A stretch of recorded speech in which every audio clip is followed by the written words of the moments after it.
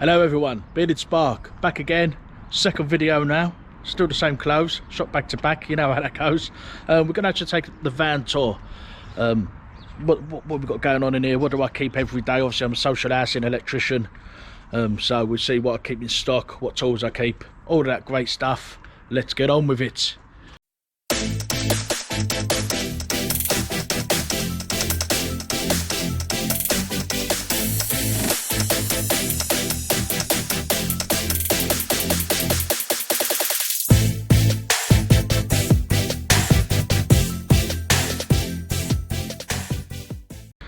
Okay, before we get on with the video, please subscribe to the channel, click the bell, like the video, leave a comment on the video. I do try to get a reply to all the comments that I get, as long as it don't get too crazy. And yeah, we want to grow this new channel, get it going. 1,000 subscribers is obviously the first target for any YouTube channel. Let's try and smash that as quickly as we can, my friends. So today we're doing a van tour.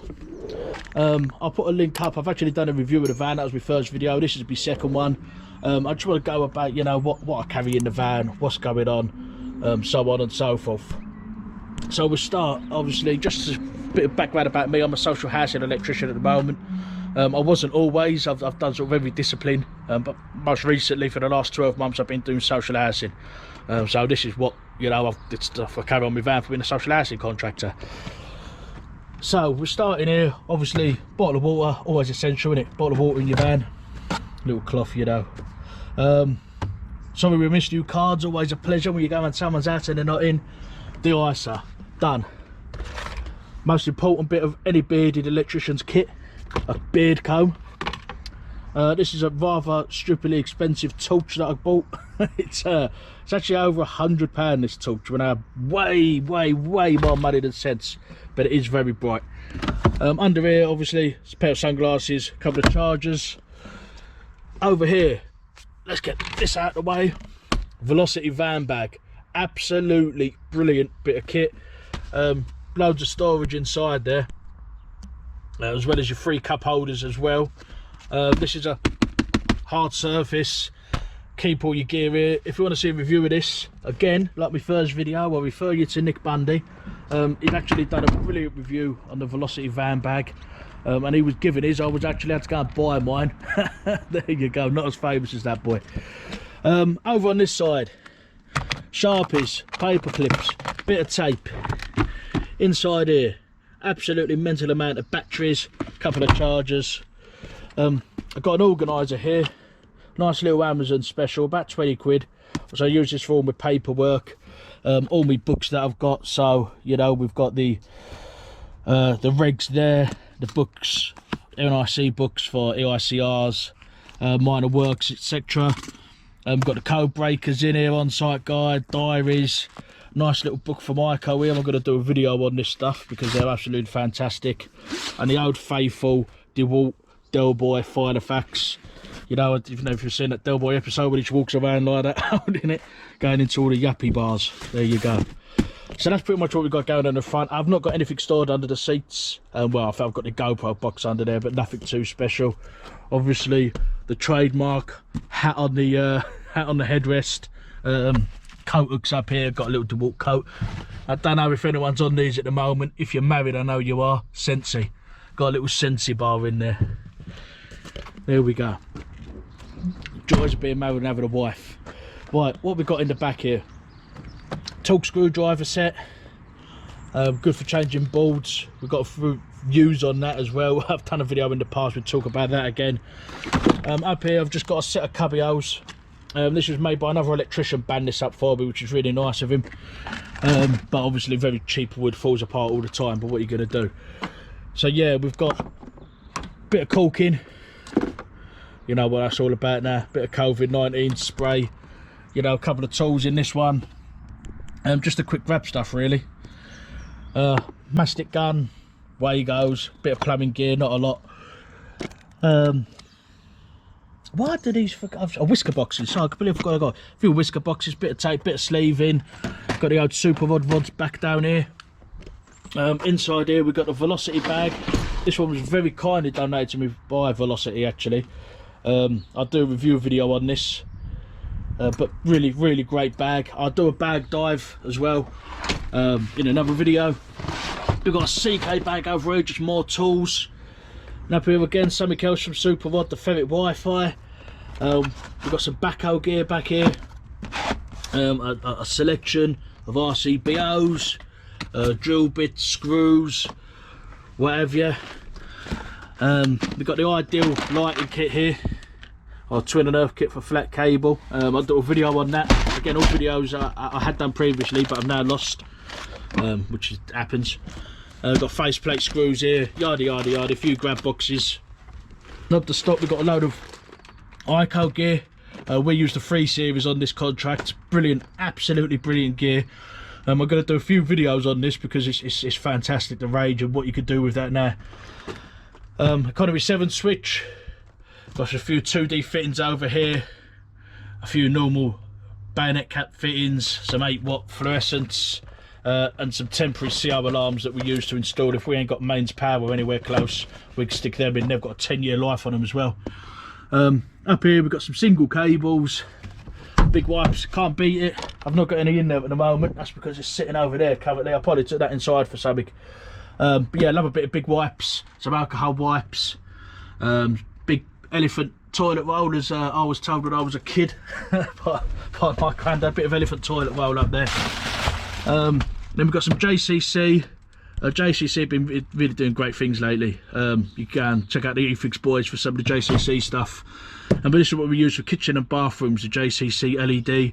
These are 23 watts. You've got a smaller option as well here, which is a 16 watt. Sorry, I've got a camera there. And these actually directly replace the O2D fittings as well, so you don't have to change the base. That's why we use them.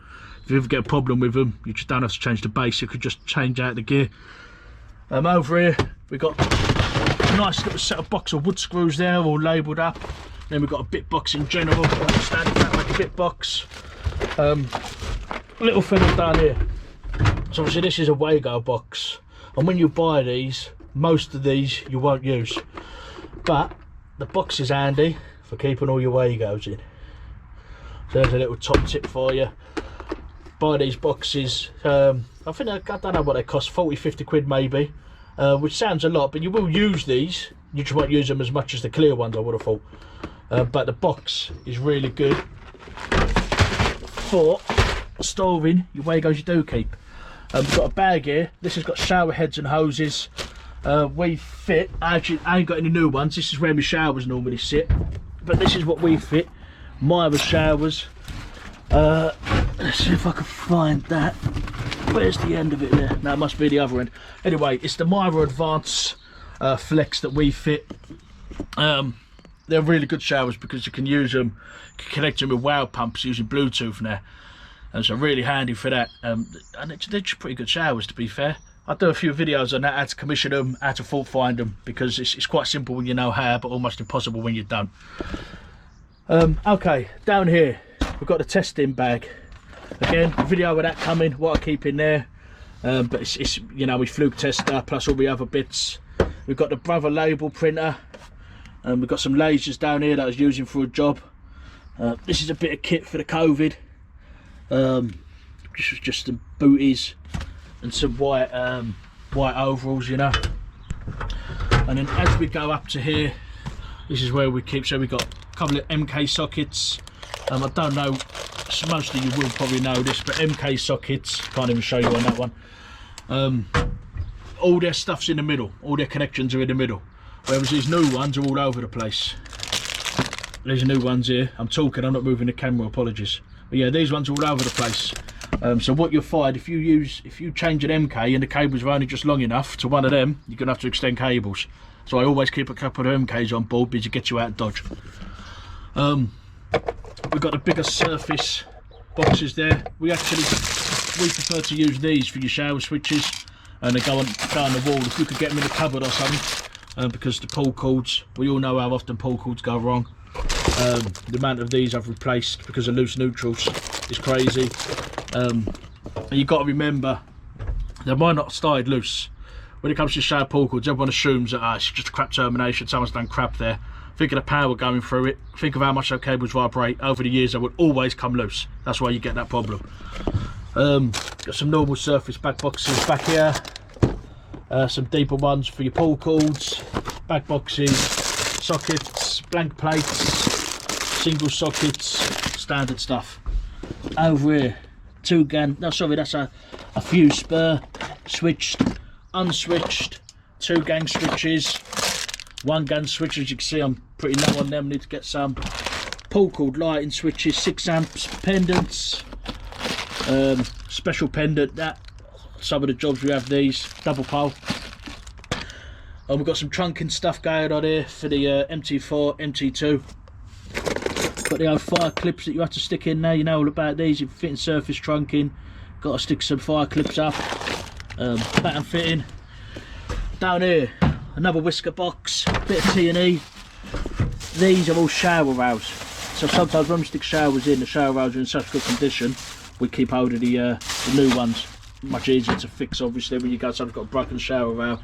Especially the other shower, we fit a red ring. We can't get that. We could get rail kits for the Miras. You can't get rail kits for the red rings. There you go. Down here, bit of cable. You know, flex, 10mm T&E, 2.5 T&E, 1.5 T&E. Bit heatproof flex butyl, whatever that's called. I can't remember off the top of my head now. Set of ladders that my feet are sitting on. Sight box don't open. Broken since I got the van. So there we go.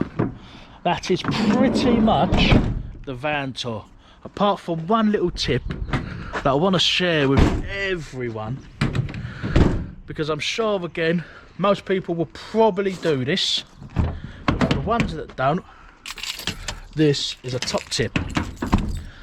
So as you can see, we've got the Rhino pipe tube on top. The biggest problem with a Rhino tube, or any tube in fact, that anyone would ever tell you why I find the key, is that as you're driving, if you've got plastic in there and it isn't protected, back and forward, you end up with black marks all over it. I've seen a few solutions to that problem. Here is mine. A bit of sponge. Look at that. That's all it is.